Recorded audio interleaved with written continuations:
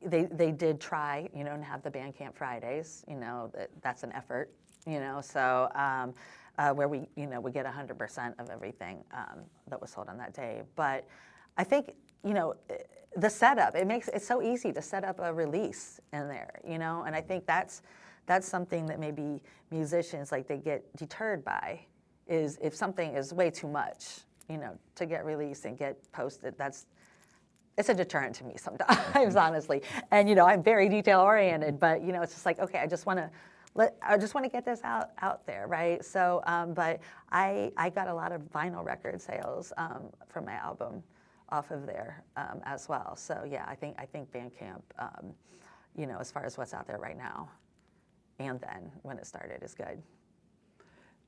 So later on, you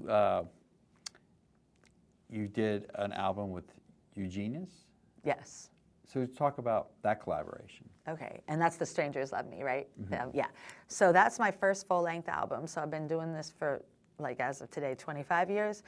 But I released it in December of 2023, and I had never done a full-length album, just like, you know, EPs and singles and whatever.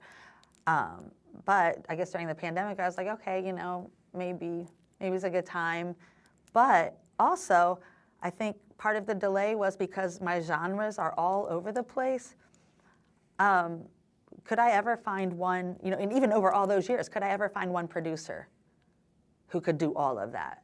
Because I didn't want the album to be messy. Like, if you have a different producer for each song, the mixes are going to be different. It's just not going to be cohesive.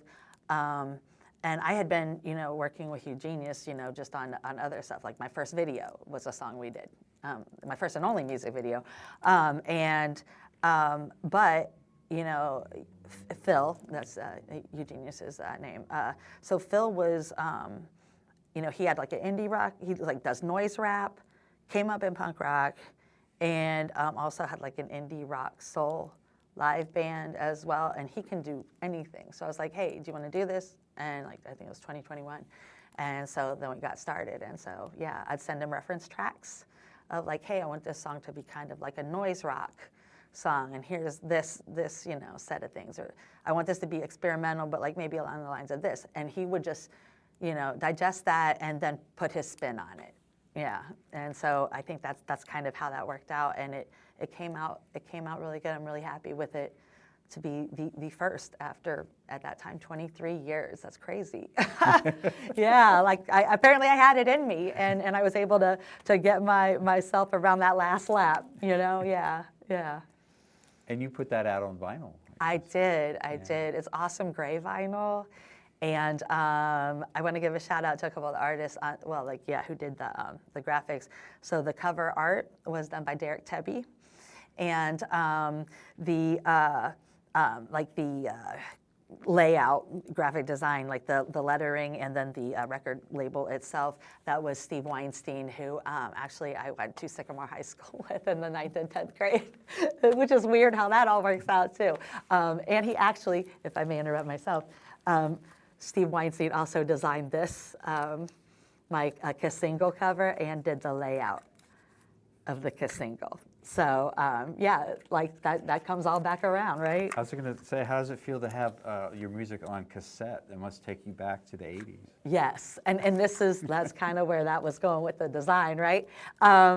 It does, and I even have a cassette player, / record player in my bedroom, and I have like The Cure and Depeche Mode, but also like 90s R&B, like Johnny Gill, you know, like over there. So like when I'm going to sleep, I just, you know, pop that in there. But I think, yeah, having it on cassette, and like, I mean, come on now. You guys see how, like, I love colors. This purple is amazing. It's like really good. It's like gem purple. But yeah, I mean, and because singles were big in the 90s with hip hop and like hip hop and R&B. And so I was like, yeah, this is something that's, you know, easily, you know, consumable. And we have, you know, like back in the day, we have you know, the original song and the remix, and then on the other side is the instrumentals of those, right? So that kind of, yeah, and it doesn't mean like showing my age or anything like that, because honestly, right now, folks in their like 20s are the ones who are like driving the vinyl and the cassette sales right now. But it's just because it's cool. I was gonna It say looks it's cool. just more fun.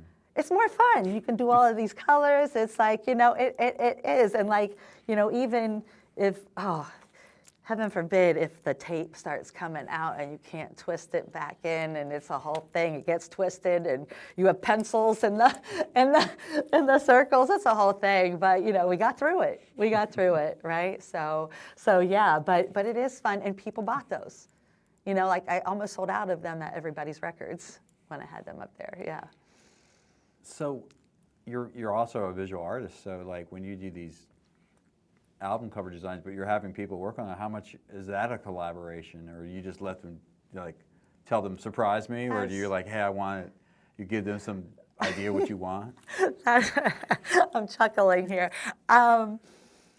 It depends, I guess, on the situation, right? Like, so I think with the Strangers Love Me thing, I told Derek, I was like, well, I definitely like want it to be like bright, but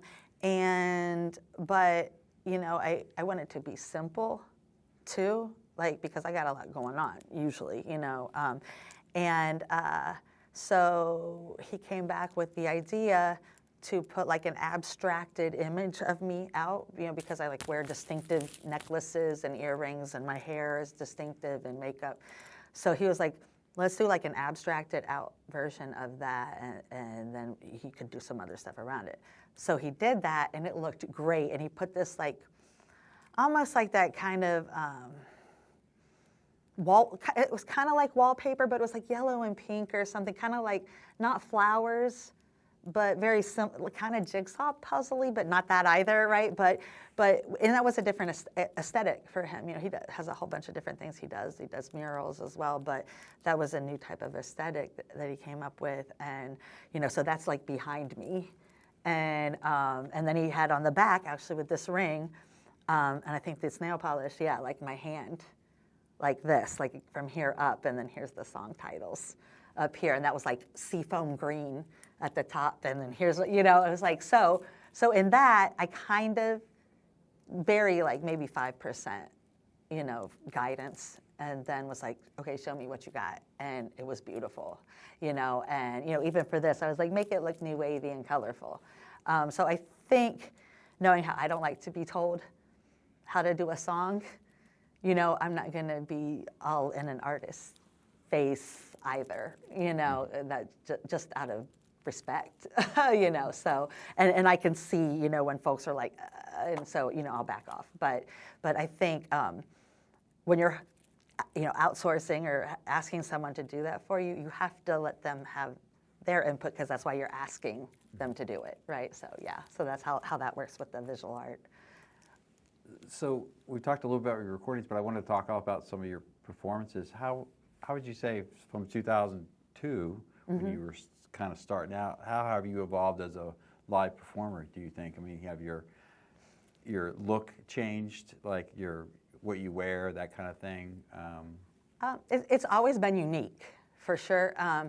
I'm like 125 pounds lighter than I was when I started. So yeah, I was like 260, 270.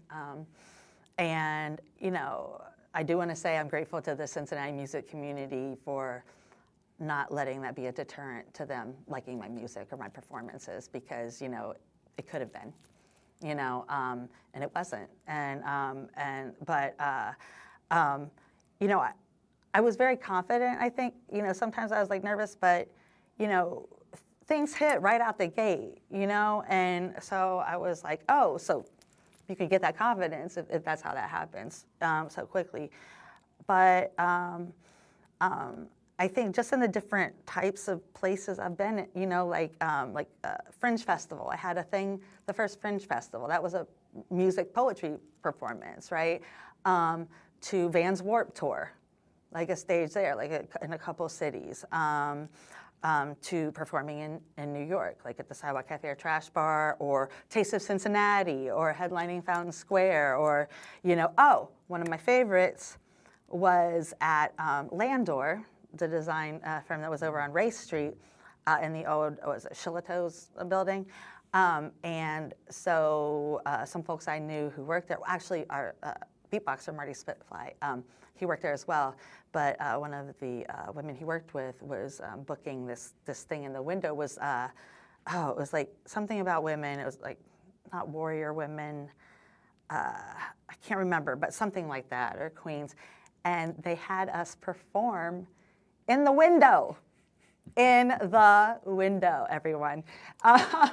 It was so fun. So it was me and Dana in the window of the Shillito building singing. So they had us in there, and they had the speaker outside. So we'd be singing so everybody could hear what we were singing outside on the street. It was like, that's one of my favorite things. But I think even like BLINK,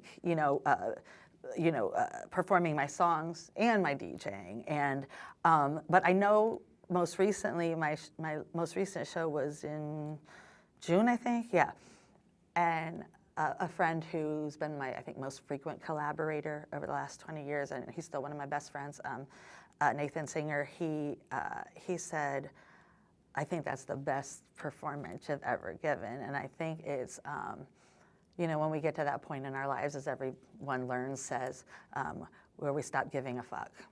You know what I mean? And that's, I think, where I'm just like, I'm all out. I don't, like, here we go. I'm jumping up and down. I'm fit. I can do this. I feel my songs. I feel my lyrics. Like this stuff, it's not, there might be one or two songs where it's fluffy, but, there are strong messages in what I write. And so I think that has really helped, as well. So, yeah, I'm in it to win it. Yep. And you're also a DJ. You mentioned that a little bit. Yeah. Talk a little bit about being a DJ. Yeah, so I am an all vinyl, like vinyl only records, Technics 1200s, turntables, and the primary genre I do is dancehall reggae. So that's not like the ska, there's several different, reggae related genre subgenres, but so like not ska or not like roots reggae as much as like dance, like to dance, like in the club. Like, I don't want to say like not in the club, but like just to be danced, like you're hearing it like this, right? You can dance to ska and everything like that too. I'm just saying, more, yeah. I like to dance dancehall. So we started doing that at the Comet in 2012, I think it was. Did that for about nine or 10 years there, and then have continued to do it different places, like on an ad hoc basis. But folks really connect with that. It brings diverse groups. Everybody's just dancing, like, because you have that drum and that bass in there, right? So it's like you can't help. Reggae tells you how to dance, like, saying you don't have to like adapt, like, oh, let me catch this, like you just start doing it, and I think that's what's good about it. But I was going to reggae clubs like in the late 80s and stuff too. So I think that's where I got started. Were there reggae clubs in this area, or did you have to go somewhere else? In the West End was one called the Wilderness. Yeah, in the late 80s. Mm-hmm. I don't know anything about that. Can you talk a little bit about that place? Yeah, it was over there at Central Parkway in Findlay. Ray's Meats was over there too. All that's torn down. It's like these, semi-truck things or whatever over there. But they had a culture shop with reggae records and other stuff down in the basement, and a dance hall in the basement, and then like a vegan restaurant, like Rasta restaurant. Up on the first floor. So went there a few times, and then in the 90s was going to a lot of reggae shows as well, like at Ripley's. And Kevin Blum booked a lot of great reggae there in the 90s. And then, to this day, so it was like Queen City Imperial Soundsystem started out with Grover Smith. Doing that, and then a few years later it was me and DJ Spam, that's Liz Park, and so she and I have been doing it for the last several years together, and then I'm now doing you know, because she has several like DJ gigs herself, like out of town. But like in June we did one, and then we're doing October, November, December, one each month. Myself and Roughneck Sounds, Gerald, he's a longtime, you know, well-respected, iconic reggae DJ in Cincinnati. So we're doing that at Southgate House in the lounge, and our first one in June it went really well. Yeah, so our favorite fans were there. How does being a live DJ and that kind of thing, how does that inform you creating your own music or your own live performances? I think it hits more on my like performance side of things because it's a different kind of confidence. There's different pressures as a DJ, right? You don't want anybody to like all of a sudden everybody starts slowing down and you're like, you know what I mean? Like you got to keep an eye on that. But also you need to be connected to the music too. Well, I don't know. I'm not going to speak for other DJs, but my perspective is that, you know, I have to connect with it before I can connect you with it, you know? And so if I'm feeling it, and also I'm going to play stuff that I know other people, that the crowd also likes, right? I'm not going to just be like, oh, this is what I like and I don't care what you like, you know? It's you know, we're connecting all the way through. But if I'm really connected to it, I'm going to be dancing around like this. And I've gotten a lot of feedback about like how that energy helps, you know, make it more fun as well, you know? So I think so when I do that, that makes me feel more comfortable when I'm singing on stage by myself or with Dana. Yeah, so definitely different pressures, you know, you gotta keep, like I will start fading that out if I see people stopping and whatever, but I think that gives me a little boost, yeah. So you've been recognized a lot by the Cincinnati Entertainment Awards over the years. You've been nominated a lot. So talk about that. Yeah, I'm the Susan Lucci of the CityBeat Cincinnati Entertainment Awards. I wear that proudly, though. She finally won. I think, yeah, so the first time I was nominated was, I think, 2002, and the last time was 2017. And that was a total of 6. Like, so in 15 years, from the first one to the last one, was 6 nominations, which I shared with you, Brian, and I've shared with others. That means staying power, right? And relevance, I guess, whether perceived or real. When I was in LA in November, I was talking to Alice Bagg, who's a LA punk legend, and she's actually on my album on a song. But I was telling her about that. I was like, that exact thing in those parameters. And she was like, oh, you need to tell that story, you know? And I was like, yeah, that's, when I thought about that, I was like, how did that happen? You know, because you go through different things in life. It's not just, you know, when you go through different phases in your music, it's because of the different phases in your human life, right? And so anything could have changed. It could have gone this way, could have gone that way. I could have stopped or anything. But I think that also speaks to the resilience of the Cincinnati music scene and its fans and how supportive they are of different things. Yeah, I want to talk about it, but in a little bit about that. Sure.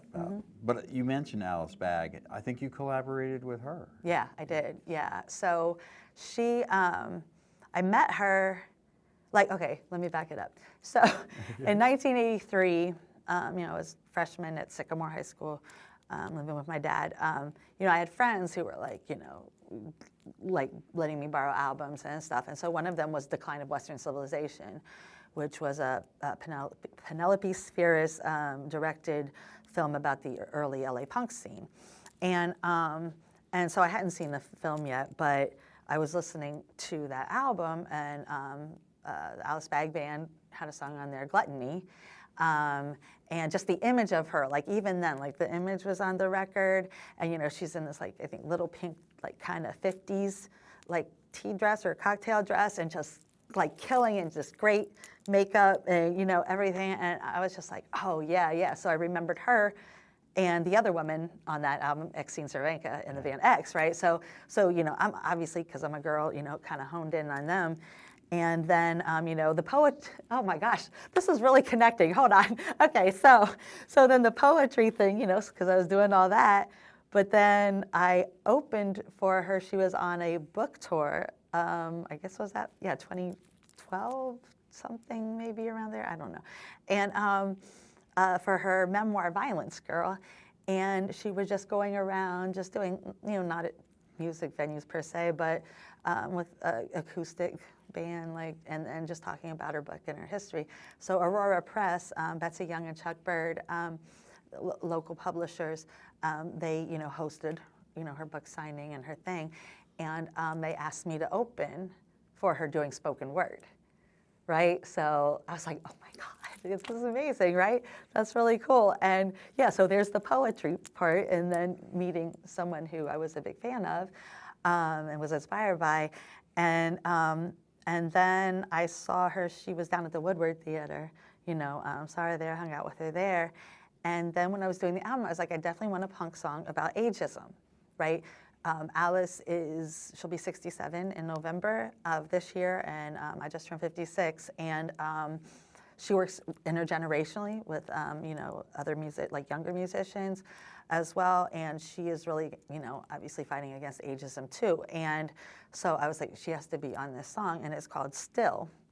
And it's because, you know, a lot of times when a woman is like over a certain age, you know, like we might say 40, 50, whatever, and she's a performer.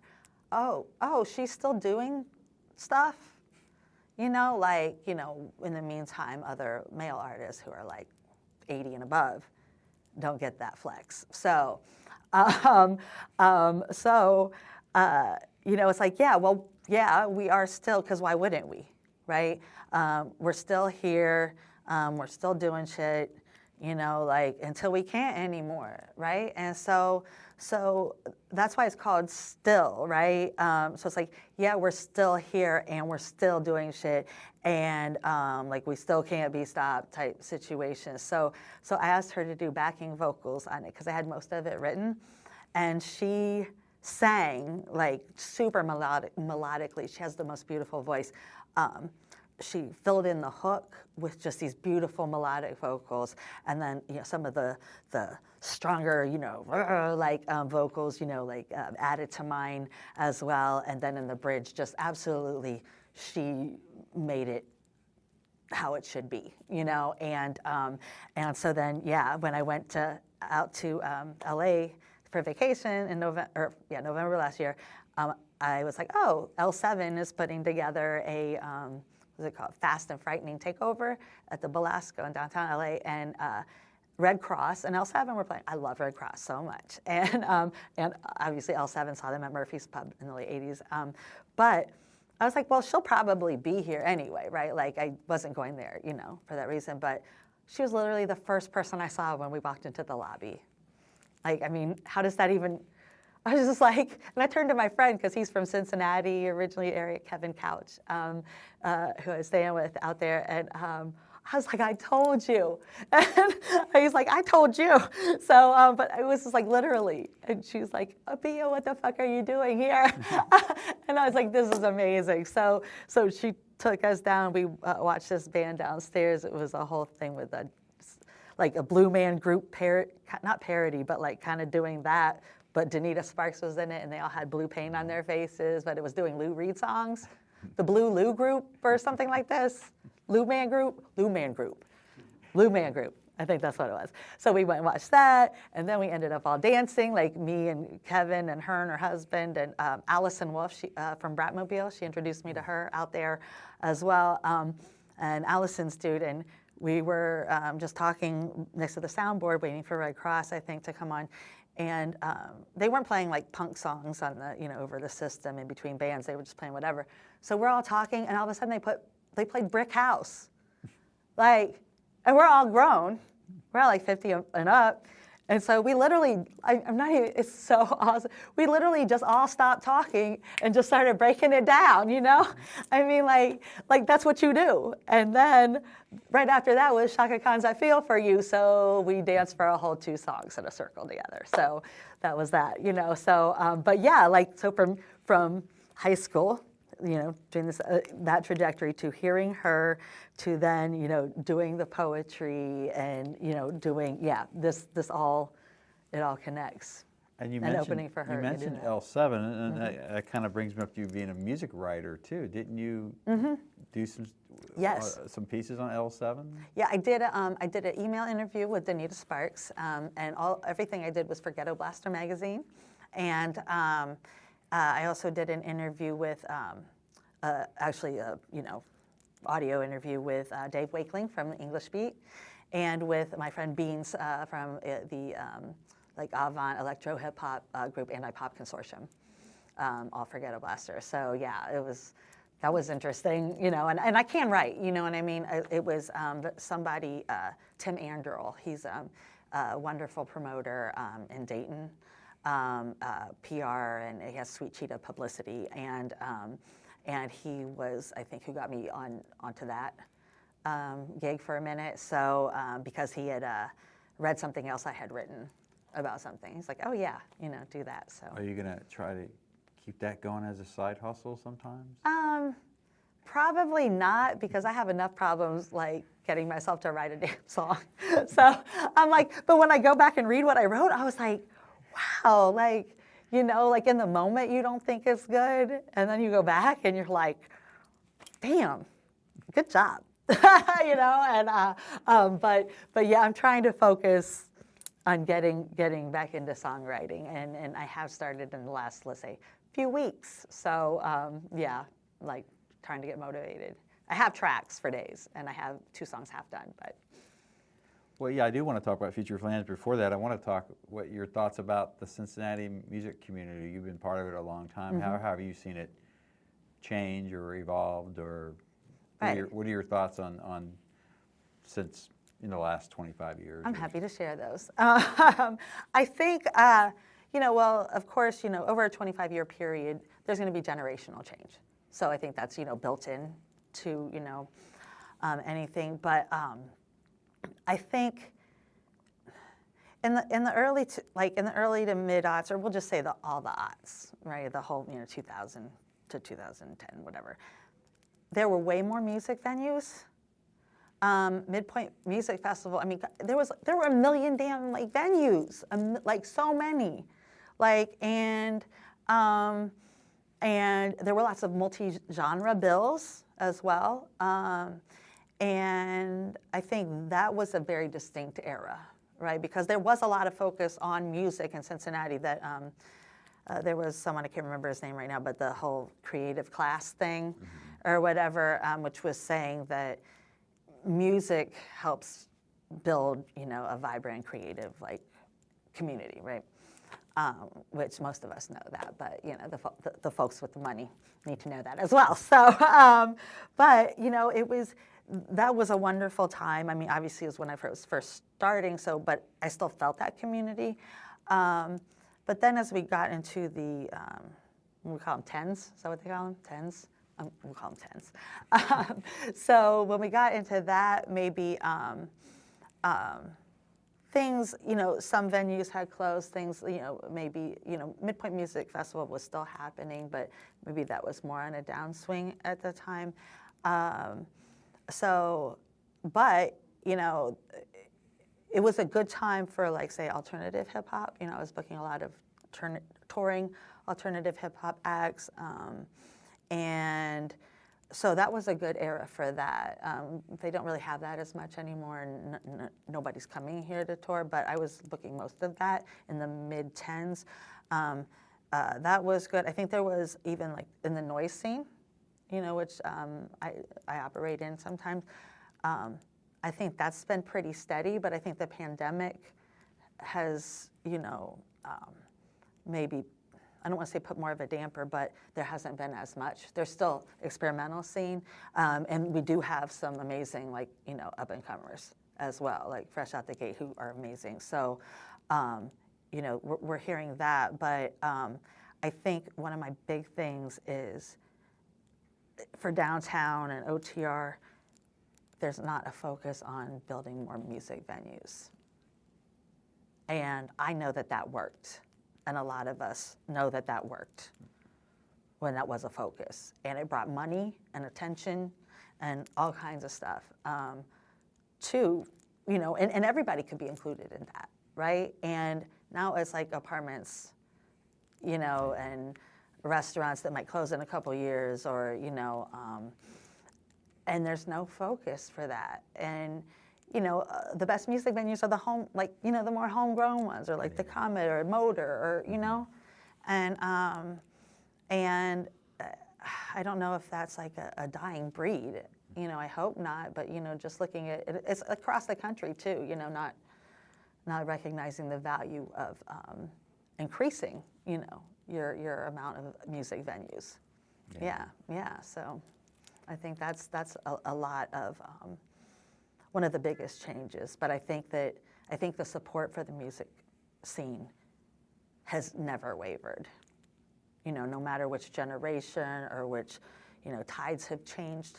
I think it's very strong, and we have a rich legacy. You know, with King Records, and, you know, Bootsy's here, and, you know, all kinds of stuff. We have a very strong legacy, I guess. Yeah, as is evidenced, you know, on the social stairs, right? Yeah. Mm-hmm. Well, you've been part of a lot of kind of different kinds of music. Mm-hmm. So I was just kind of curious of, like, where do you think Cincinnati is in relation to, like, other cities as far as diversity of music? I mean, I know we're not as big of a market, right, but I don't know. I was kind of curious of where you think Cincinnati, you know, its place in compared to other markets or other cities. Maybe. Yeah, that's kind of hard, but I think I'm thinking that I don't know if it's as diverse as it used to be, and that's, you know, in a variety of ways. But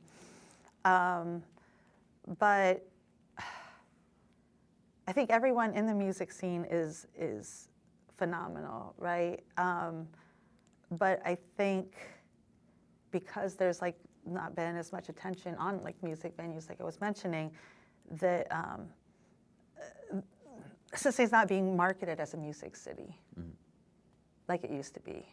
And I think that's maybe taken us down some notches, you know? And I don't even know how people look at our city, you know, right now. You know, there's certainly we have, you know, acts now that, like Lung, for example, you know, who are big outside of Cincinnati, and, you know, other groups.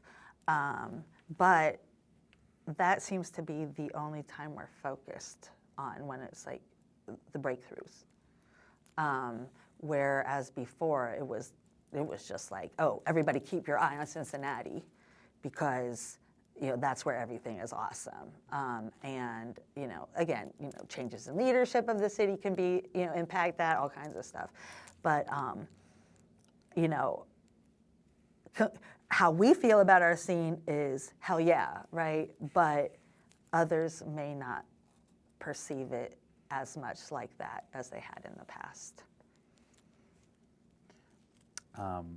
So we're getting closer to the end here. Okay, yeah, I'm good. So looking in the last 25 years, what would you say is some of your favorite accomplishments? My album, obviously, Strangers Love Me, and I think that's because, you know, I was able to share all my different things going on in here. You know what I mean? And in here, and in here, and you know, putting a capstone on my music there. But I think also just trying to think. It's a lot. That's a hard question. Well, I think, though, like, even if I talk about some favorite performances, right? Dana and I also have a, I guess, like a performance art, noise vocals group thing, duo that we do called That Girl George. And it's because we both love that show, That Girl, with Marlo Thomas, because we love her style in that. And then also, when I was in high school, I used to dress like Boy George, and people would call me Girl George. Because so we put it all together, That Girl George. And what we would do is we would do improv noise vocals for a couple minutes, and then we would do commercials with silly little household products, and I would do my commercials in Spanish. And then we'd dance around and we'd play some little 60s commercial music, and we dance around, and then we go back to doing noise vocals and then a commercial, and then we did that same thing to Art Damage soundtracks night. So we did a live improv, noise improv soundtrack to Liquid Sky one time, and Daisies, the Czech film Daisies, because there's a dark-haired girl and a blonde girl, like Dana and I, and that. So I think that's good. But I think overall, the main accomplishment is me believing in myself for this long. There have been periods where it's been very hard to keep going based on things that have happened in the music scene. So, but for me to be doing this 25 years and still here, like I said, still doing this, I think that's the biggest accomplishment. And then, but I would say secondarily is being able to connect with people. And music certainly does that better than anything else, I think, so. Well, obviously you're a creative person, so it I'm assuming that it gives you an outlet to. Oh yeah. and all that. So it's how do you keep to be inspired?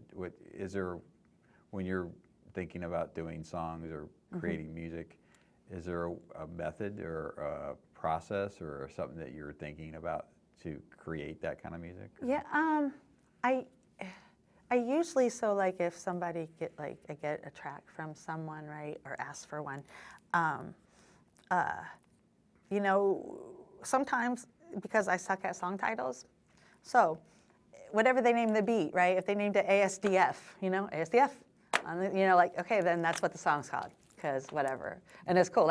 Actually, the other song of mine on the Social Stairs is Cry Like, and that was a Dave Ross track, and that was what the beat name was. I don't know what that, I use the term cry like in the song, but it doesn't have, doesn't mean anything. And then I just but I write, so if I get the track, I do gibberish melodies, right? So I have the headphones on, I'll just be I'm just feeling it, I love the blah, gibberish, whatever. And then when I get a melody going, then I'll go back and maybe start putting some phrases or whatever, but I just do a bunch of improv demo track, and maybe layers some stuff, and then when I'm oh, this sounds cohesive and I have some words going on, then I find out what the topic is. 8 times out of 10, minimum. Yeah, and then actually the topic is what I'm feeling in here and here, and I'm oh my goodness, is that how I'm feeling? Oh crap, so hey, I guess, people say music is therapy. That's a perfect example of it, right? So, but yeah, that's the general process, and then I just take each part okay, here's the chorus. It's pretty free flowing, but sometimes I also might have a topic. Not usually. In the past, when I first started, it was all themed, But this one. Well, there's Party of One, or there's a song, another Dave Ross track. I think it's called What I Know, but it's about Party of One, because I just go everywhere by myself for the most part, or I go out to eat by myself. People say, oh, just one? And so my response, and I know they don't mean anything by it, but I say, yeah, I said just one of me is more than enough for most people.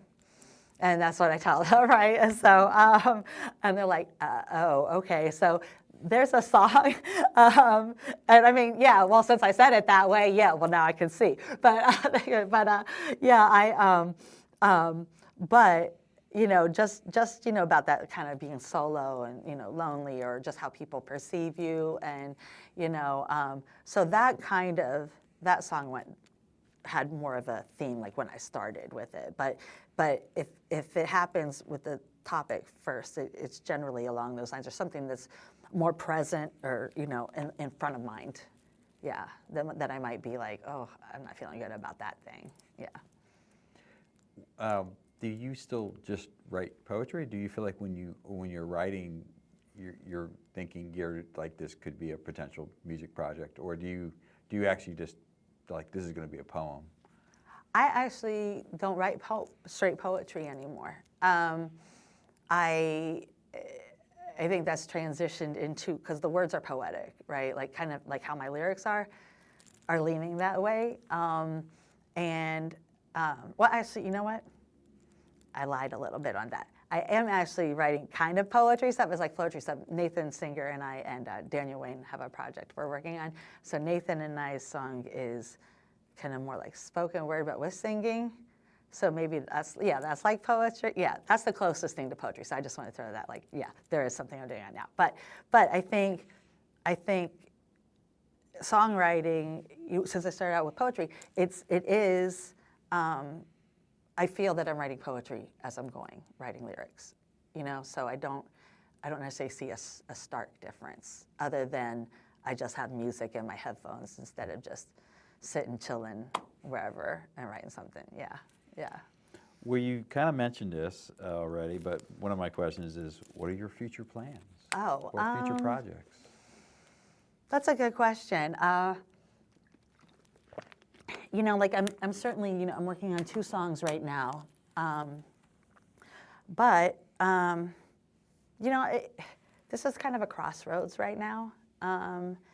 And I love recording, and like I'm definitely not quitting, but I'm just trying to see, what do I want to put the most effort into, right?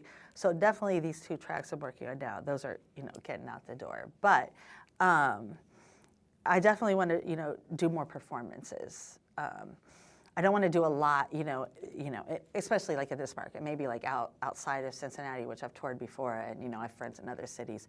But branching out even more so now. But yeah, I think it's just continuing to write songs. Like I don't have anything definitive. I think things are a little hectic in general in the world right now, so I'm just like trying to temper what's going on. So, but that's all, I guess. Is there a dream collaboration that you? Yes. Let's hear it. Oh, Mike Patton. There we go. Mike Patton from Faith No More, Mr. Bungle, Fantomas, Lovage, Peeping Tom, that guy. Yep, that's it right there. Do you have a vision of your collaboration with him? It could be anything, because that dude is like all over the place genre-wise. That's why I like him, but he has like at least a 5-octave range, I think, or something. His metal growl is fantastic, okay? But he has that Lovage album that's kind of loungy, so he can do loungy well. He can do screams, growls, but he can sang as well. But yeah, he's like all over the place genre-wise, and I think he's, and he's my kind of weirdo, so. Yeah, Mike, hands out, I know. I'm sorry to interrupt before you were finished, but that's a definite, no pause on the answer to that one. So, is there anybody local musician or artist that you're excited about currently in this this part of town, this part of the world? I would say kind of like an electronic artist. He's younger and newer in the scene, but killing it right now is Andy Erb. He used to go under the name Camel Jam, but he does modular synths and like improv like that. He is very dedicated, and even doing that, the melodies are really hitting, and I think that's why I connect to how he does his thing. There are other bands that like friends I've known for like 15, 20 years. It's their new iteration of the band, so like there's too many to mention. But I think those are some of the bands as well that I like. But we do have a lot of, new folks, fresh blood. I don't want to say fresh blood, but whatever. Yeah. But you know what I'm saying? Like fresh breath of air in there. And I think that's what works, because I think everybody does work well intergenerationally here. I haven't seen it gone too far either direction. So I think that's still a thing as well. But yeah, so those are some of the folks. All right, I got 2 more questions. Okay, yeah, please. So how did you find out you were on the stairs here at the main Oh, okay. Oh, no. I already told you. I know, but you have to tell us to the camera. Oh, my goodness. So this is for library history. this is, yeah. So we're going to document how I found out. Okay, here we go. So, yeah, Dana Hamblin, who was mentioned previously, she's like, have you gone down there, to see, find your name or whatever? I said, no. I'd even asked David Siders, who, is a friend of mine and Dana's and who's worked at the library forever. And he said he would check or didn't know something. So Dana decided to go down, come down here and look for her bands and me. And she sent me the pictures of my 2 of Cry Like a Free Wild Muse, and I'll just go ahead and admit it, because I'm sure I'm not the only one who felt this way, but I'll be honest to set an example. But I didn't want to come down here because I didn't want to be sad if I wasn't on it, right? Like it was so expansive, and I contributed to the community or the music scene for so long in impactful ways. So, obviously doesn't negate anything I've done, but still, and so she took one for the team and, and came down here and said, yeah, girl, you're fine, and so I'm like, oh, yay, and yeah, and so, so then, when I was like, saw one of the Sunday on the Stairs things, I was like, oh, and then I saw like Fritz Pape was booking those, and I was like, oh, I had drafted an email to send him to ask, like, could I possibly perform at the Sunday on the Stairs, but I saw him at electronic or noise something at the can't remember what it's like art space in Northside over by the White Castle. I can't remember, but they had a thing like a few months back, and there was Fritz, so I didn't have to send the email. I was like, hey, dude, what's going on? And Fritz is another person I've known, for a minute, like from like the experimental scene and stuff like that. So, and guess what? It was at Andy Erb's set, who I mentioned previously. So. Yeah, I'm connecting the dots like crazy over here, but yeah, I can't always do that, but. All right, we've just got one last question for you. Mm-hmm. So what advice would you give to an up-and-coming musician? I would just say, just do you. I mean, just, you have to know who you are, and you have to stick with that, and that includes who you are when you go through changes, I guess another phrase, keep on keeping on. I tell myself that a lot. I tell other folks that a lot. But, we're the only true judge of our art, right? And when we start to think that others are allowed to be judges of that too, they can like it or not. Yes, you want fans. But what I'm saying is we need to be the judge that is like, yes, you are killing it right now. Whether anybody else thinks so or not. I think that is the biggest impediment to folks staying motivated and, obviously feeling validated and things like that. And I know it was hard being myself all these years, whether I was, 270 pounds and, dreadlocks and wearing caftans and doing all this, that was still who I was, and it's still trickled down to how I am now. I've always been that, and you can never go wrong with that. And you're going back to the thing about connection. Just connect. you know, if that's your focus, yeah, you love playing your song, you love this, but like make that realization that that's what that is, you know, and I think those are the main things that I would say. Yeah, there's like on promo and stuff, there's a million different ways to do that. It's what's in here. Mm-hmm.